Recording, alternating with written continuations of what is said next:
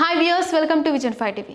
ఇండస్ట్రీలో ఒక హీరో చేయాల్సిన సినిమాలు మరొక హీరోకి వెళ్ళిపోవడం చాలా కామన్. అయితే కొన్నిసార్లు అలాంటి సినిమాలు ఇతర హీరోలకి సూపర్ హిట్ని ఇస్తాయి, మరికొన్ని ఫ్లాప్ కూడా అవుతాయి. అలా చాలా తక్కువ సమయంలోనే దాదాపు 10 సినిమాలు రిజెక్ట్ చేశాడు మెగా మేనల్లుడు సాయి ధరమ్ తేజ్. ఆయన కెరీర్ మొదలుపెట్టి 10 ఏళ్ళు కాలేదు, కానీ తొలి సినిమా మొదలుపెట్టి మాత్రం 10 ఏళ్ళు దాటిపోయింది. ఈ దశాబ్దంలో మంచి మంచి సినిమాలు కాదు అనుకున్నాడు. అలాగే కొన్ని చెత్త సినిమాలు వదిలేశాడు కూడా. మరి అవేంటో ఇప్పుడు మనం చూద్దాం. సాయి ధరమ్ తేజ్ వదిలేసిన సినిమాలలో మొదటిగా చెప్పుకోవాల్సింది శతమానం భవతి. ఇందులో హీరోగా ఈయన్నే ముందుగా అనుకున్నాడు దర్శకుడు సతీష్ వేగేష్ణ. అది చాలా నచ్చింది కూడా. పైగా దిల్ రాజు నిర్మాణంలో సినిమా అయినా కూడా శతమానం భవతి సినిమాను వదిలేశాడు సాయి ధరమ్ తేజ్. దానికి ఆయన దగ్గర ఒక పర్ఫెక్ట్ రీజన్ ఉంది. ఈ సినిమా 2017 సంక్రాంతికి విడుదలైంది. అదే పండక్కి చిరంజీవి ఖైదీ నెంబర్ 150 సినిమా కూడా విడుదలైంది. మామయ్య సినిమాతో తాను పోటీ పడడం ఇష్టం లేక శతమానం భవతి కథ నచ్చినా కూడా స్వచ్ఛందంగా దాని నుంచి తప్పుకున్నాడు మెగా మేనల్లుడు. ఆ తర్వాత శర్వానంద్ హీరోగా ఈ సినిమా వచ్చింది. జాతీయ అవార్డు కూడా సొంతం చేసుకుంది. సతీష్ వేగేష్ణ దర్శకత్వంలోనే వచ్చిన మరో సినిమా శ్రీనివాస కళ్యాణం. ఇందులో కూడా ముందుగా సాయి ధరమ్ తేజ్ను హీరోగా అనుకున్నాడు సతీష్. ఆయనతో పాటు జూనియర్ ఎన్టీఆర్, అల్లు అర్జున్లకు కూడా ఈ కథ చెప్పాడు సతీష్ వేగేష్ణ. చివరి వరకు కూడా ఎన్టీఆర్ కోసం ట్రై చేశాడు, కానీ అది కుదరలేదు. అదే సమయంలో సాయి ధరమ్ తేజ్ను ఒప్పించడానికి కూడా చాలా ట్రై చేశాడు సతీష్ వేగేష్ణ. అయితే ఆ సమయంలో చిత్రలహరితో పాటు మరో 2 సినిమాలకు సైన్ చేయడంతో శ్రీనివాస కళ్యాణం సినిమా వదిలేసుకున్నాడు సాయి. ఆ తర్వాత అందులో నితిన్ నటించిన కూడా ఫలితం మాత్రం తేడా వచ్చింది. సీనియర్ నిర్మాత కెఎస్ రామారావు నిర్మాణంలో వచ్చిన వరల్డ్ ఫేమస్ లవర్ సినిమా గురించి ప్రత్యేకంగా పరిచయాలు అవసరం లేదు. విజయ్ దేవరకొండ హీరోగా క్రాంతి మాధవ్ తెరకెక్కించిన ఈ సినిమా డిజాస్టర్ అయింది. అయితే ఈ సినిమాలో హీరోగా ముందు శర్వానంద్ను అనుకున్నాడు క్రాంతి. ఆయన కాదనడంతో కథ సాయి ధరమ్ తేజ్ దగ్గరికి వెళ్ళింది. కానీ ఈ కథకు పెద్దగా కనెక్ట్ కాలేకపోయాడు మెగా మేనల్లుడు. అందుకే నో చెప్పాడు. పైగా కెఎస్ రామారావు కాంబినేషన్లో చేసిన Tej I love you cinema డిజాస్టర్గా నిలిచింది. దాంతో వెంటనే అదే నిర్మాణంలో మరో సినిమా చేయడానికి ముందుకు రాలేదు సాయి ధరమ్ తేజ్. 5 ఏళ్ల కింద ఎలాంటి అంచనాలు లేకుండా వచ్చి సంచలన విజయం సాధించిన సినిమా RX100. ఈ సినిమా కథను ఇండస్ట్రీలో దాదాపు 1/2 మంది హీరోలకు చెప్పాడు దర్శకుడు అజయ్ భూపతి. ఇదే విషయం మీడియా ముందు కూడా చెప్పాడు. చాలా మంది హీరోలు RX100 కథ విన్న తర్వాత ముందు చేస్తానని చెప్పి ఆ తర్వాత సైడ్ ఇచ్చినట్లు అజయ్ చెప్పాడు. అందులో విజయ్ దేవరకొండ, శర్వానంద్ లాంటి హీరోలు కూడా ఉన్నారు. ఒకానొక సందర్భంలో ఈ కథను సాయి ధరమ్ తేజ్ కూడా విన్నాడు. కానీ ఆయన మొదట్లోనే ఈ సినిమా చేయను అని తన నిర్ణయాన్ని దర్శకుడికి చెప్పాడు. ఆ తర్వాత RX100 కార్తికేయ నటించాడు. అది బ్లాక్ బస్టర్ అయింది. సాయి ధరమ్ తేజ్ తన కెరీర్లో ఇప్పటి వరకు నటించిన అత్యంత చెత్త సినిమాల లిస్టు తీస్తే అందులో తిక్క కూడా ఉంటుంది. టైటిల్కి తగ్గట్టే తిక్కగా ఉంటుంది ఈ సినిమా. సునీల్ రెడ్డి తెరకెక్కించిన ఈ సినిమా డిజాస్టర్గా నిలిచింది.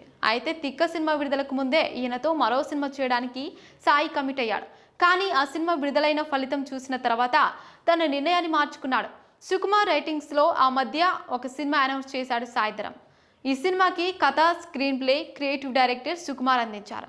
తన శిష్యుడు కార్తిక్ చండూను దర్శకుడిగా పరిచయం చేస్తూ సుకుమార్ ఈ సినిమా ప్రకటించాడు.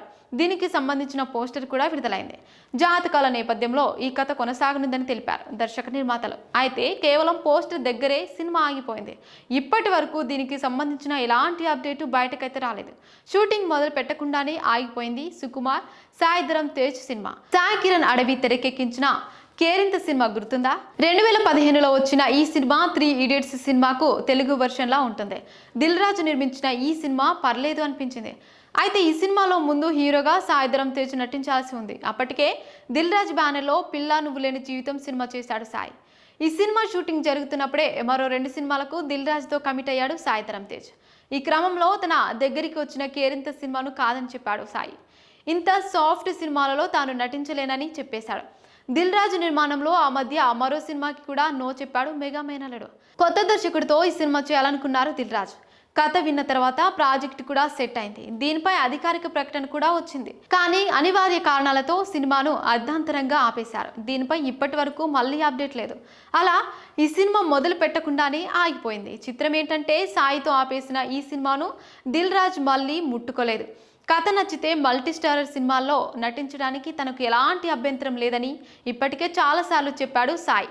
ఈ క్రమంలోనే తనకు పిల్లా నువ్వు లేని జీవితం లాంటి సూపర్ హిట్ సినిమా ఇచ్చిన దర్శకుడు కేఎస్ రవికుమార్ చౌదరితో ఒక మల్టీ స్టారర్ చేయడానికి ఒప్పుకున్నాడు సాయి. ఇందులో నందమూరి హీరో కళ్యాణ్ రామ్ మరో హీరోగా నటించనున్నాడు అంటూ అప్పట్లో ప్రచారం జరిగింది. సినిమాను భారీ స్థాయిలో మొదలుపెట్టాలని ప్రణాళికలు కూడా చేశారు. కానీ అనుకోకుండా ఈ సినిమా ఆగిపోయింది. అయితే తప్పకుండా ఈ మల్టీ స్టారర్ చేస్తాను అంటున్నాడు దర్శకుడు రవికుమార్ చౌదరి. విన్నర్ సినిమా తర్వాత దర్శకుడు గోపిచంద్ మలినేనితో మరో సినిమా కూడా చేయాల్సి ఉంది. దీనిపై అప్పట్లో అఫీషియల్ అనౌన్స్మెంట్ కూడా ఇచ్చారు. ఒకవేళ విన్నర్ సినిమా హిట్ అయి ఉంటే ఈ పాటికి ఈ కాంబినేషన్ లో మరో సినిమా వచ్చి ఉండేదేమో. కానీ ఈ సినిమా ఫ్లాప్ అయ్యేసరికి మళ్ళీ ఆలోచనలో పడిపోయారు గోపి సాయి జోడి. ఓటీటీ ప్రభావం అప్పుడే తెలుగు సినిమా మీద పడింది అని పరిశ్రమలో అంటున్నారు. ఇంతకు ముందులా ఓటీటీ హక్కులు ఎక్కువ డబ్బులు ఇచ్చి తీసుకోవడంతో నిర్మాతలు ముందుగానే జాగ్రత్త పడి సినిమా బడ్జెట్ తగ్గించాలని చూస్తున్నారు. ఇందులో భాగంగానే రవితేజతో లైనప్లో ఉన్న కొన్ని సినిమాలు ఆగిపోయాయని టాక్ వినిపిస్తోంది. ఇప్పుడు తెలుగు సినిమా మీద ఓటీటీ ప్రభావం బాగా పడుతుందని వినిపిస్తోంది. కొన్ని రోజుల క్రితం నిర్మాత సుధాకర్ రెడ్డి ఓటీటీ ప్రభావం గురించి మాట్లాడుతూ నిర్మాతలు అందరూ చాలా జాగ్రత్తగా సినిమాలు తీయాలని, లేకపోతే చాలా కష్టమని చెప్పారు. అందుకని ఇప్పుడు నిర్మాతలు సినిమా ఖర్చులు తగ్గించే పనిలో ఉన్నారని పరిశ్రమలో ఒక టాక్ అయితే వినిపిస్తోంది. ఇందులో భాగంగానే రవితేజతో రావాల్సిన కొన్ని సినిమాలు ఆలోచనలో పడ్డాయని, అవి వస్తాయో రావో చెప్పడం కష్టమని చెబుతున్నారు పరిశ్రమలో. మైత్రి మూవీ మేకర్స్ గోపిచంద్ మలినేని రవితేజ కాంబినేషన్లో ఒక సినిమా ప్రకటించారు. అది అధికారికంగా కూడా ప్రారంభమవుతోందని మీడియాలో వార్తలు చక్కర్లు కొట్టాయి. అయితే ఆ సినిమా దాదాపు ఆగిపోయినట్టే అని అర్థమవుతోంది. ఎందుకంటే రవితేజ పారితోషికం చాలా ఎక్కువ అడిగారని, అంత పారితోషికం ఇచ్చి సినిమా బడ్జెట్ పెంచుకుంటే ఆ సినిమా థియేట్రికల్ రెవెన్యూ అంత రాదని చెప్పి ఆ సినిమా ఆపేయడం మంచిదని, అందుకని ఆపేశారని చెబుతున్నారు. ఇంతకుముందు ఓటీటీ శాటిలైట్ హక్కులు అమ్ముకొని సినిమాలు చేసేవారు. ఇప్పుడు అవి పడిపోవడంతో ఇంత బడ్జెట్ పెట్టడం కష్టమని చెబుతున్నారు. భగవంత్ కేసరితో పెద్ద హిట్ అందుకున్న దర్శకుడు అనిల్ రావుపుడి తదుపరి సినిమా రవితేజతో ఉంటుందని వార్తలు చక్కర్లు కొట్టాయి. అయితే ఈ సినిమా కూడా ఉండకపోవచ్చని పరిశ్రమలో టాక్ అయితే నడుస్తోంది. ఎందుకంటే ఇది కూడా ఓవర్ బడ్జెట్ అవుతుందని, అంతంత బడ్జెట్ పెట్టి సినిమా తీయిస్తే థియేట్రికల్ గా ఆడకపోతే కష్టమని ఈ సినిమా కూడా డ్రాప్ అయినట్టుగా చెబుతున్నారు. రవితేజ పారితోషికం బాగా పెంచేశారని, అతని మీద అంత పెద్ద వ్యాపారం అవ్వదు అని తెలిసి అతనితో చేసే రెగ్యులర్ నిర్మాతలు ఇప్పుడు కొంచెం వెనక్కి తగ్గుతున్నారని అంటున్నారు.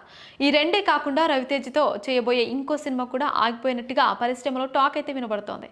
నిర్మాతలు అందరూ ఇప్పుడు ఆలోచనలో పడినట్టుగా తెలుస్తోంది. ఒక్క రవితేజ విషయంలోనే కాకుండా మిగతా సినిమా నిర్మాతలు కూడా ఇప్పుడు చాలా జాగ్రత్తలు తీసుకుంటున్నట్టుగా పరిశ్రమలో అంటున్నారు. రవితేజ పారితోషికం తగ్గించి చేస్తే నిర్మాతలు ఈ సినిమాలు తీయడానికి ముందుకు రావచ్చని కూడా తెలుస్తోంది. ఇక బాలయ్య లేటెస్ట్ మూవీ భగవంత్ కేసరి విషయానికి వస్తే, ఈ మూవీని అమెజాన్ ప్రైమ్ వీడియో హక్కులు పొందింది. ఈ సినిమా నవంబర్ 24 నుంచి స్ట్రీమింగ్ అవుతోంది.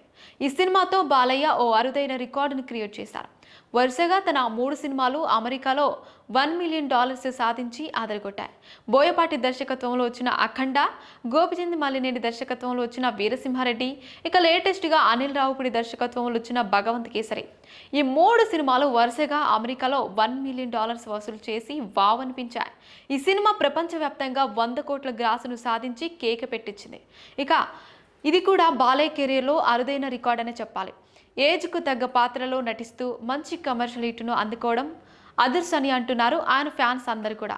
అంతేకాదు వరుసగా 3 సినిమాలతో బాక్సాఫీస్ దగ్గర బ్యాక్ టు బ్యాక్ 50 కోట్ల షేర్ మార్క్ని అందుకొని హ్యాట్రిక్ 50 కోట్ల షేర్ని సొంతం చేసుకున్న హీరోగా సంచలనం సృష్టించాడు మన బాలయ్య. భగవంత్ కేసరి ఇప్పుడు 50 కోట్ల షేర్ మార్క్ అందుకోగా, గతంలో అఖండ, వీరసింహారెడ్డి కూడా 50 కోట్ల షేర్ను అందుకున్నాయి. దీంతో మరో హ్యాట్రిక్ కొట్టి సీనియర్ హీరోలో తన సత్తాను చాటుకున్నాడు. చిరంజీవి 2 సార్లు బ్యాక్ టు బ్యాక్ 50 కోట్ల షేర్ మార్కెట్ను అందుకున్నారు. ఆశ్చర్యతో ఒకసారి వాల్తేరు వీరయ్యతో మరోసారి. అయితే బోళా శంకర్తో హ్యాట్రిక్ 50 కోట్ల షేర్ మార్కును మిస్ అయింది. ఇక భగవంత్ కేసరి బాక్స్ ఆఫీస్ దగ్గర 68.50 కోట్ల రేంజ్ బ్రేక్ ఈవెన్ టార్గెట్తో బరిలోకి దిగింది. ప్రపంచవ్యాప్తంగా 66 కోట్ల షేర్ను అందుకొని దాదాపుగా అన్ని ఏరియాలో బ్రేక్ ఈవెన్ను పూర్తి చేసుకుంది ఈ మూవీ. ఇక బాలయ్య చెప్పిన రాజు ఆయన వెనకాల ఉన్న 100 మంది మందను చూస్తాడు, మొండోడు ఆయనకున్న ఒకే ఒక గుండె చూస్తాడు. అయితే ఈ మూవీలో డైలాగ్స్ అదిరిపోయాయి. అడవి బిడ్డ నేలకొండ భగవంత్ కేసరి, ఈ పేరు చాలా ఏళ్ళు యాదుంటది అంటూ బాలయ్య తెలంగాణ యాసలో చెప్పిన డైలాగ్స్ గూస్ బంప్స్ తెప్పించాయి. ఇప్పటి వరకు బాలయ్య సినిమాలు దాదాపుగా రాయలసీమ నేపథ్యంలోనే సాగేవి. అయితే ఈ సినిమా మాత్రం తెలంగాణ నేపథ్యంలో తెరకెక్కింది. వేములవాడ, భీమకవి, నిప్పురవ్వ తర్వాత బాలయ్య నటించిన తెలంగాణ నేపథ్య సినిమా ఇదే. మరిన్ని ఇంట్రెస్టింగ్ అప్డేట్స్ కోసం మా ఛానల్ని సబ్స్క్రైబ్ చేసుకోండి.